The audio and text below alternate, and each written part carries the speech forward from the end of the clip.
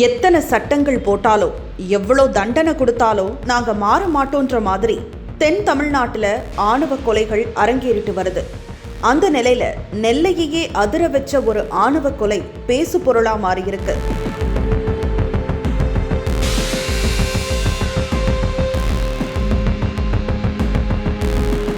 கொலையாளி இளைஞரா இருந்தாலும் கொலைக்கு முன்னாடியே கையில பட்டாக்கத்தியோட சமூக வலைதளங்கள்ல சுத்திட்டு இருந்திருக்காரு.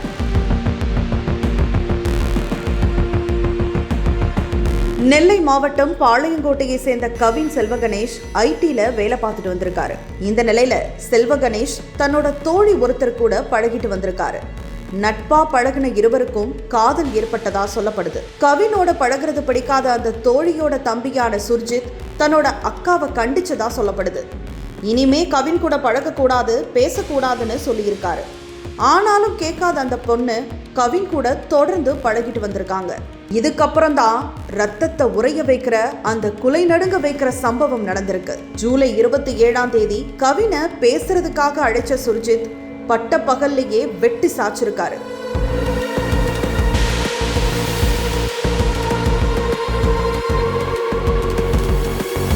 ரத்த வெள்ளத்துல சரிஞ்ச கவினை பார்த்து தன்னோட ஆத்திரத்தை தீர்த்துக்கிட்ட சுர்ஜித் நேரடியா போலீஸ்ல போய் சரணடைஞ்சிருக்காரு.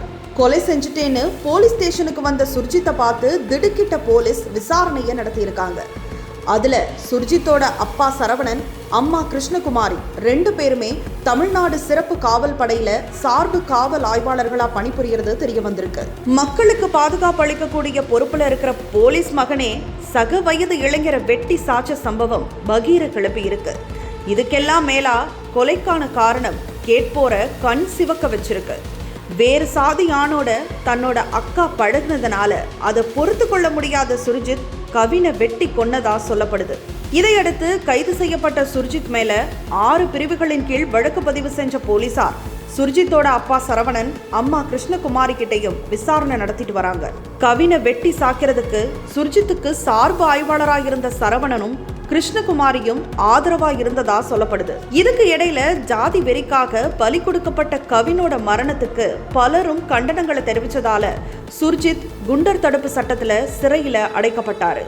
இதே நேரம் அவருக்கு ஆதரவாக இருந்த குற்றத்துக்காக சரவணனும் கிருஷ்ணகுமாரியும் பணியிடை நீக்கம் செய்யப்பட்டிருக்காங்க. இது மட்டும் இல்லாம கவின் கொலை வழக்கு சிபிசிஐடி பிரிவுக்கும் மாற்றப்பட்டிருக்கு. சுர்ஜித் கோபத்துல ஒரே நொடியில இந்த கொலையை அரங்கேற்றல அப்படிங்கிறது அவரோட இன்ஸ்டாகிராம் பதிவுகளே சாட்சியா இருக்கு.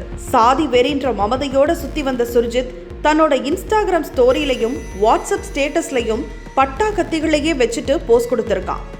பட்டா கத்தியையும் அறிவாளையும் வச்சுட்டு போஸ்ட் கொடுத்தா ஏதோ கெத்து வந்துடும்னு இன்னைக்கு இருக்க கால இளைஞர்களோட நினைப்பாயிருக்கு.